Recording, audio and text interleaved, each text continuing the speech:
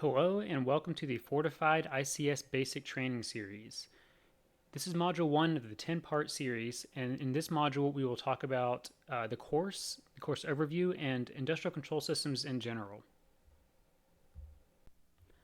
Now before we get into the course, we want to go over the learning goals that we're trying to accomplish here. Now if you're familiar at all with this space, you may have heard the terms IT and OT, and bridging the gap between IT and OT. IT meaning information technology, and OT meaning operational technology. And one of the baseline goals that we're trying to accomplish here is solving the problem of IT and OT having completely different vocabulary, and building this baseline shared vocabulary so that they can work together more closely. Next, we want to illustrate and educate everyone on common ICS industrial control system vulnerabilities and strategies to mitigate them. Third, we want to teach these lessons through applying them through real-world case studies, going over real-world ICS attacks and applying the lessons that we learned to those real-world attacks. And finally, we want to help prepare you for foundational ICS certifications like the GICSP and the CSSA certifications.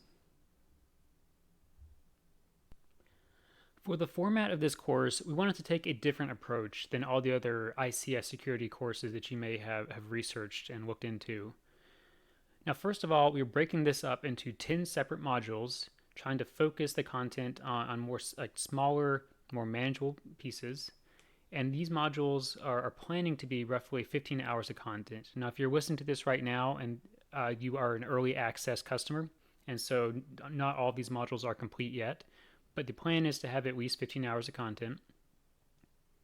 Next, we want to have convenient, very small bite-sized lectures, so you can come and go as you please, just if you, in your free time, picking up a lecture here or there, and also frequent quizzes to make sure you're retaining the information, not just listening to lectures and then immediately forgetting it. And finally, making this course more affordable and flexible than all the other options out there. We know that it is very hard to find time to go through training to advance your career, and we want to make this as affordable and flexible as possible so that we have more industrial control system security professionals securing our national critical infrastructure. Now, if you're wondering if this course is for you, we tried to make it basically an introduction to both cybersecurity and an introduction to industrial control systems, and combining those two, cybersecurity for industrial control systems. So we do assume some baseline level of background in computing, information technology, but we really tried to keep it introductory level, and so really not really much prerequisites required. Now the specific audience that we're trying to target here, whether you're IT personnel or OT personnel. So on the IT side, if you are a network admin, security researcher trying to get into the ICS space, network admin at an ICS facility, or security analysts for any of these companies doing ICS work, we want to help you get into the ICS space, coming in from the IT side, getting into the ICS space. Now, if you're on the OT side, we also want you to learn about ICS security, and specifically if you are a system integrator, building out these networks, making sure you understand how to build them out securely.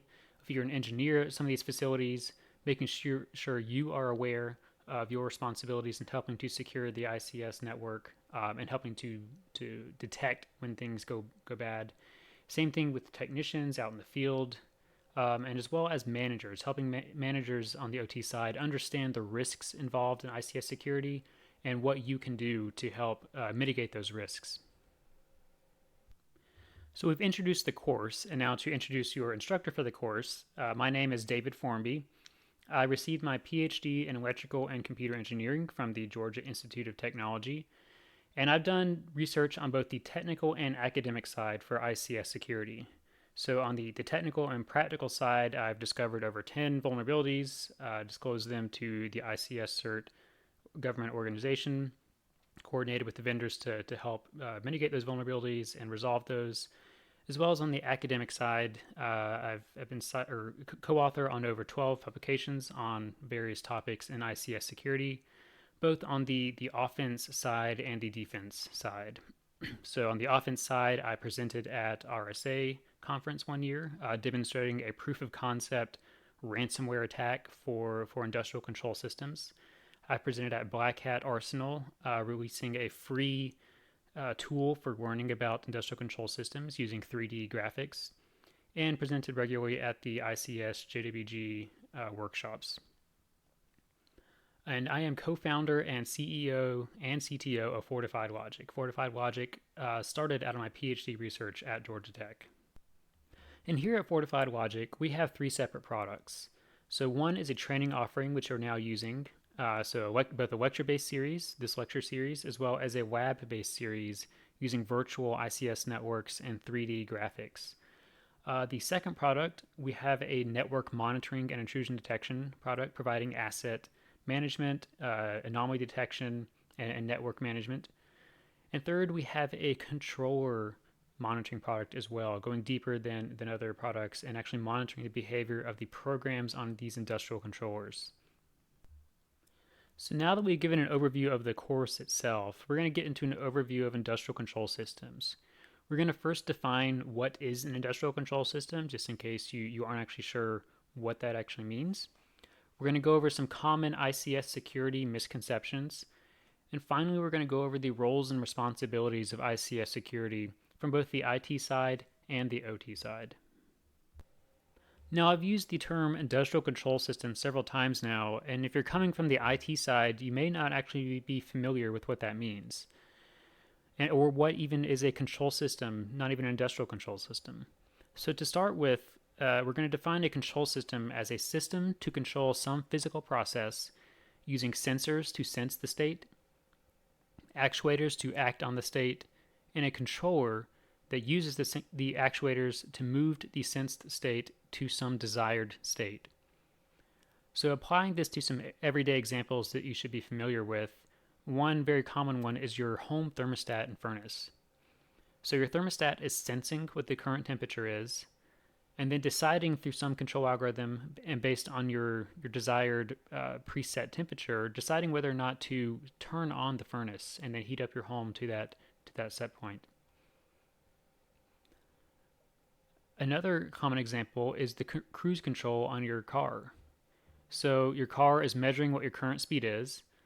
It is then deciding whether or not to accelerate the car up to reach your desired set point for the cruise control, or deciding to apply the brakes to bring it back down if you're going too fast.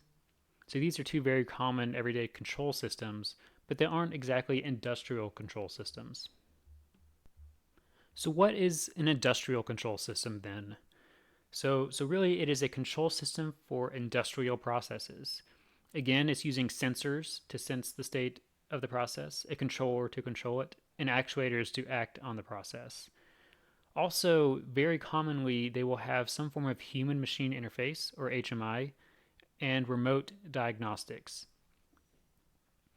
And again, another term for industrial control systems is operational technology as opposed to informational technology. So in IT, we're dealing with information. OT, we're dealing with operations, big physical things moving around and not just information. Now, diving a little deeper into what an industrial control system is, we have this diagram to help us understand the relationship between the controller, actuators, sensor, process, HMI, and remote diagnostics. So at the very bottom layer, we have the physical process, and we're trying to control this physical process in some way. So first, we are sensing some variable about the process that we are trying to control. In our 2 examples of everyday control systems, this variable would be the temperature of your home or the speed that your car is going. So this variable we're trying to control in some way. So we're sensing that variable, feeding it into the controller. So this is the controller on your car, the cruise control, or the thermostat controller itself. And then we have some variable that we have that we can manipulate, and this is the actuator. And so in your home, it is whether the furnace is on or not, and whether the fan is blowing hot air. And in your car, it is whether you're pushing on the accelerator or pushing on the brakes. And this manipulated variable is then affecting the process in some way and hoping to drive it into whatever the desired state is, whether that is the speed that the car is going or the temperature of your home. And optionally, we usually have some HMI human machine interface that the operator can then monitor the process data and also change the set point. So in your thermostat, there's a little LED screen, LCD screen that you can set the temperature. You can see what the current temperature is. And in your car, you can see your current speed on the speedometer. And also sometimes there's remote diagnostics and maintenance. So being able to remotely monitor those values and remotely act on the actuators. So we've defined what ICS industrial control systems are. Now let's go over some common misconceptions about ICS security. And probably the biggest one out there that we see is the myth of the air gap. And commonly you'll see control system operators say something like this: our control system isn't connected to the internet, so we don't have to worry about security. They believe that their network is completely air gapped, meaning there's no connections. And so when we dive a little deeper, asking some more specific questions, over 90% of the time, there will be some connection in the form of email alerts, remote diagnostics, their vendors or contractors having access to their networks. And so in the vast majority of the cases, this is not true. There is some connection between the control system network and the corporate network or the internet. And more importantly, not only is this almost always the case, even if there is a true air gap, there is a chance of attackers jumping that air gap. So the most infamous ICS malware out there, Stuxnet, actually jumped a strict air gap in the Iranian nuclear facility to destroy over 1,000 centrifuges. And finally, even if there is a true air gap, how long is that going to last in the age of industrial IoT and data analytics? The drive for more efficiency, more data, and more analytics is going to happen.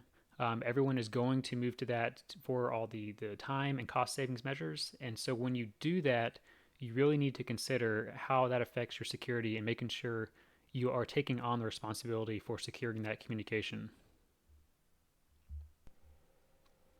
Another common misconception that we hear is that the myth of security through obscurity, with some phrase around our control system only uses closed proprietary protocols and software, so hackers don't know how to attack them.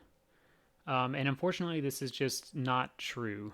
So hackers research these kinds of protocols and software for fun on the weekends. I personally have spent several hours on the weekend finding new vulnerabilities in various ICS software, and hackers just enjoy that. It's like a puzzle to them.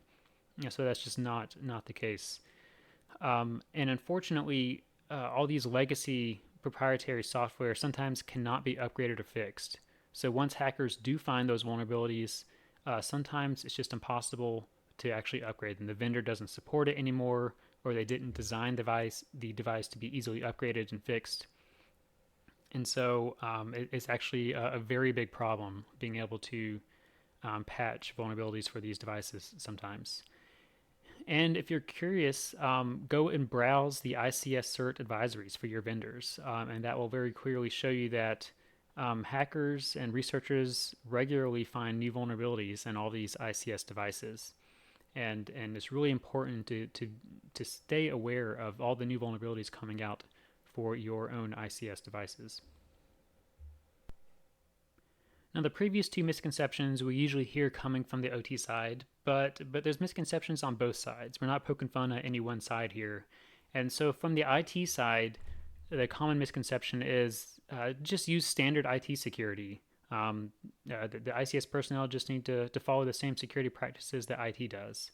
And it's just not that simple, unfortunately.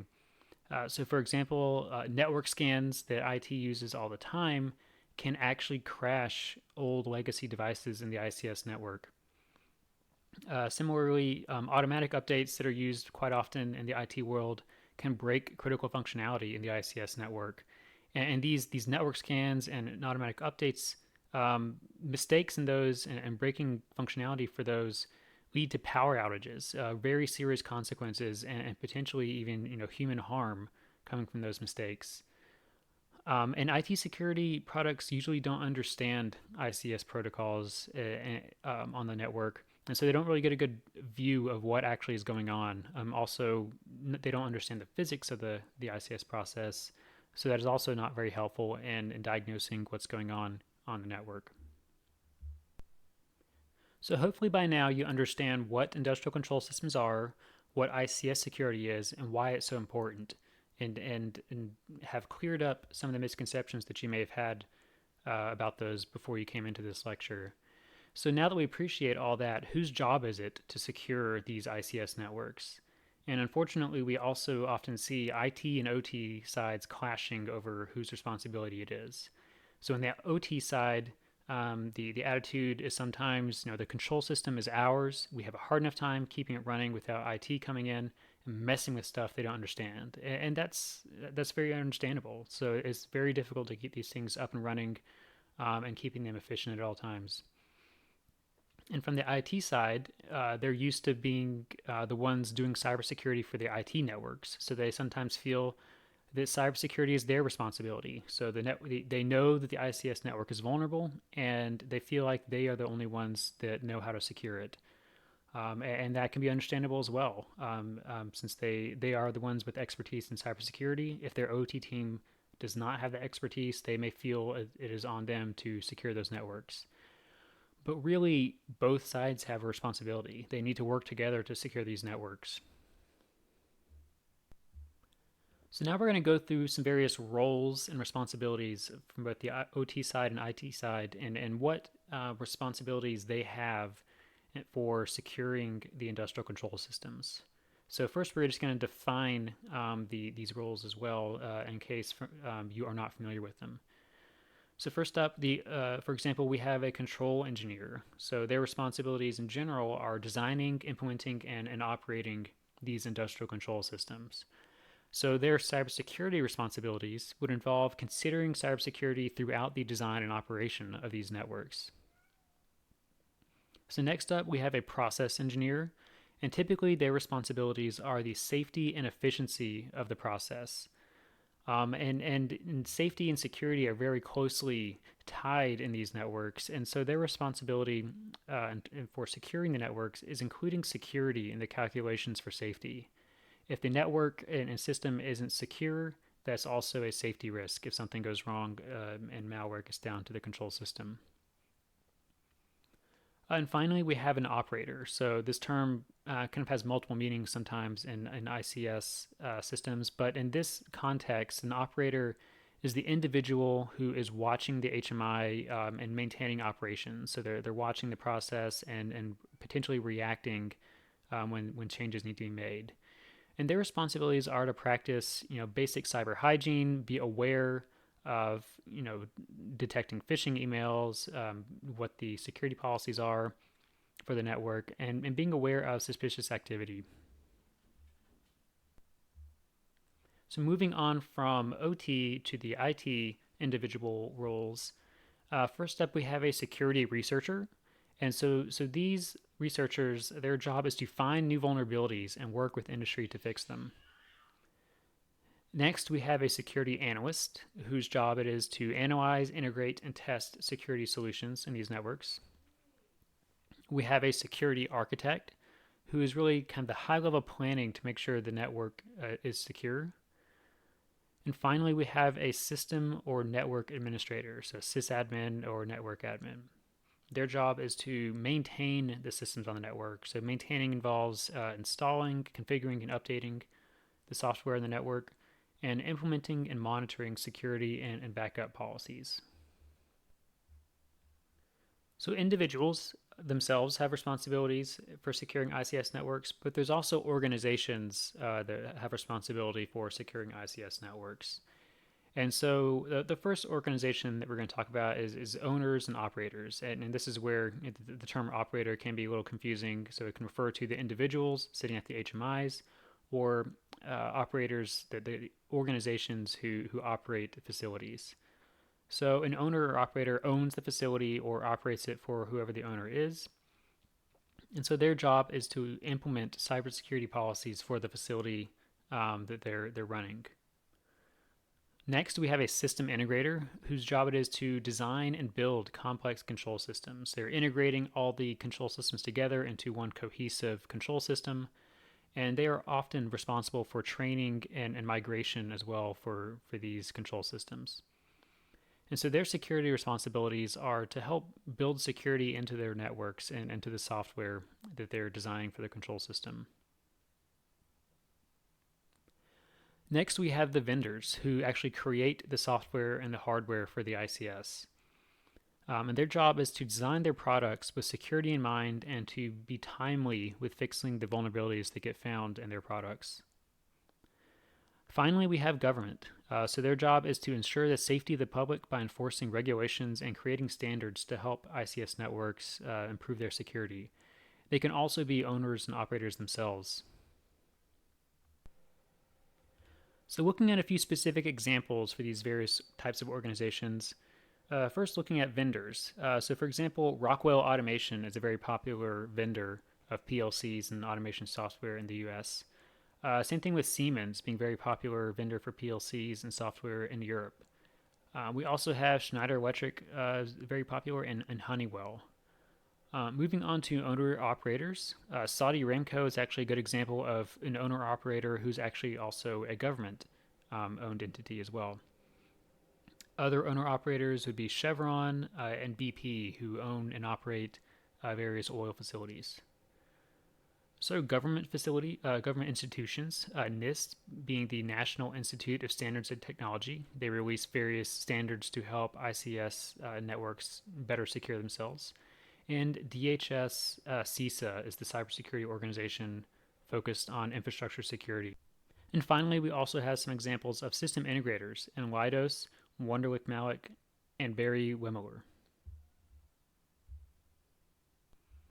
So to summarize what we've learned in this first introductory lecture, an industrial control system is a control system that controls industrial processes with sensors, actuators, and sometimes HMIs and remote diagnostics. We've cleared up some common security misconceptions and made it clear that air gaps are not secure necessarily.